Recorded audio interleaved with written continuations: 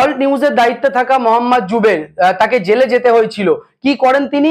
যে ফেক নিউজগুলো বা হোয়াটসঅ্যাপ ইউনিভার্সিটিতে আইটি সেলের বা কিছু রাজনৈতিক দলের লোকজন যে মিথ্যা খবর ছড়ায়, অর্থাৎ পাকিস্তানের লাহোরের একটা ভিডিও পশ্চিমবাংলার কলকাতায় বলে ছড়ানো হয়, বাংলাদেশের রাজশাহী বা ঢাকার কোনো একটা মাজার ভাঙার ভিডিওকে আপনার ভারতবর্ষের হায়দ্রাবাদের মন্দির ভাঙা হচ্ছে বলে চালিয়ে দেওয়া হয়।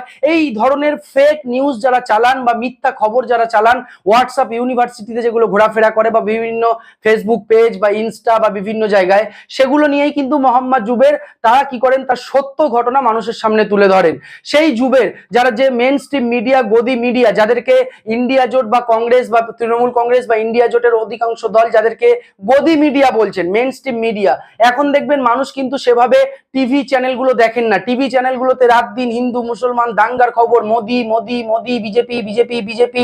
সেখানে কিন্তু ভারতবর্ষের এত বড় যে রাহুল গান্ধী ভারত জোড়ো যাত্রা হয়ে গেল, সেখানে দেখানো হলো না।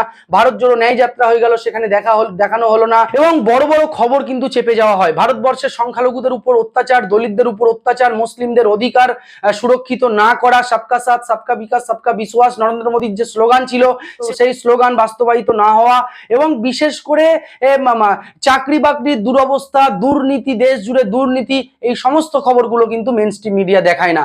সেই জায়গা থেকে দাঁড়িয়ে রাবিশ কুমারের মতো সাংবাদিক, আপনার অভিশ্বাস শর্মার মতো সাংবাদিক, সুচন্দ্রিমাদির মতো সাংবাদিক, ইনসাফ বাংলা, আমাদের মতো চ্যানেল, আমরা কিন্তু চেষ্টা করি অনেকটা তুলে ধরার জন্য, অনেকটা তুলে ধরিও।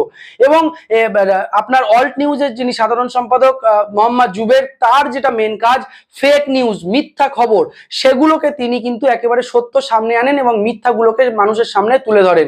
সেই অল্ট নিউজের সাধারণ সম্পাদক মোহাম্মদ জুবেরের যে টুইটার অ্যাকাউন্ট রয়েছে, সেই টুইটার অ্যাকাউন্ট ব্লক করার জন্য দিল্লি পুলিশ টুইটার অ্যাকাউন্টে যে যারা দায়িত্ব রয়েছে তাদেরকে নাকি মেল করেছেন। ভিডিওটি প্রচুর পরিমাণে শেয়ার করুন এবং বিস্তারিত আমরা আপনাদেরকে জানাবো। গলা ছাড়লেই মুখে বালিশ চাপা দেওয়ার চেষ্টা এখনো চালিয়ে যাচ্ছে কেন্দ্র।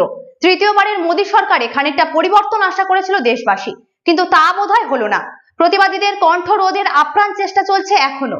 ফ্যাক্ট চেকার মোহাম্মদ জুবেরের নিজের সাংবাদিকতার মাধ্যমে দেশে ঘৃণা ছড়ানোর এক দশকের প্রচেষ্টাকে অনেকটা রোখার চেষ্টা করেছেন। এবার তারই অ্যাকাউন্ট বন্ধ করিয়ে দেওয়ার নির্দেশ দেওয়া হয় এক্সকে।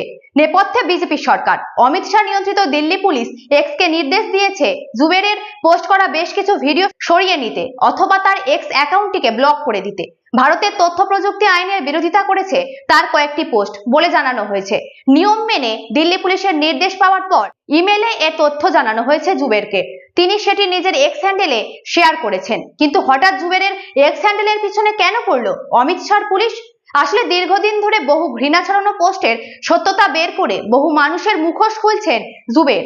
উদাহরণ হিসেবে বলা যায়, সম্প্রতি মুসলমান সেজে এক ব্যক্তি হিন্দুদের বিরুদ্ধে উস্কানিমূলক বক্তব্য দিচ্ছিলেন। সেই ভিডিও ছড়িয়ে পড়তে জুবেরই প্রথমবার জানান ওই ব্যক্তির নাম ধীরেন্দ্র রাঘব। এ তো গেল একটা ঘটনা, এমন বহু ঘটনার সামনের পর্দা তুলে দিয়েছেন জুবের। ঠিক সেই কারণেই কট্টরবাদীদের চোখের বালি হয়েছেন তিনি। অবশ্যই প্রথমবার নয়। ফ্যাক্ট চেকার মোহাম্মদ জুবেরের এর আগেও শাসকের রক্তচক্ষুর শিকার হয়েছেন। 2022 সালে তাকে গ্রেফতার করে দিল্লি পুলিশ। 1983 সালের একটি হিন্দি সিনেমার স্ক্রিনশট পোস্ট করেছিলেন জুবের, সেটা তিনি করেছিলেন 2018 সালে। নালিশ করা হয়েছিল ওই ছবির পোস্ট করে তিনি নাকি হিন্দুদের ভাবাবেগে আঘাত করেছেন। কারাবাসে থাকাকালীন তার বিরুদ্ধে 6টি মামলা দায়ের করা হয়। শেষে সুপ্রিম কোর্টের হস্তক্ষেপে জামিন পান জুবের। উল্লেখ্য, অল্ট নিউজের সহ-প্রতিষ্ঠাতা ও ফ্যাক্ট চেকার মোহাম্মদ জুবের সাংবাদিকতার নতুন একটি দরজা খুলেছেন। কর্পোরেট চালিত বড় সংবাদ মাধ্যমের ছাতার নিচে না থেকে কিভাবে সৎ সাংবাদিকতা করতে হয় তা দেখিয়ে দিয়েছেন জুবের। আর সেই কারণেই বারবার হয়েছেন রোষের শিকার। তারপরও সাহসিকতার সঙ্গে কাজ করছে তার সংস্থা অল্ট নিউজ।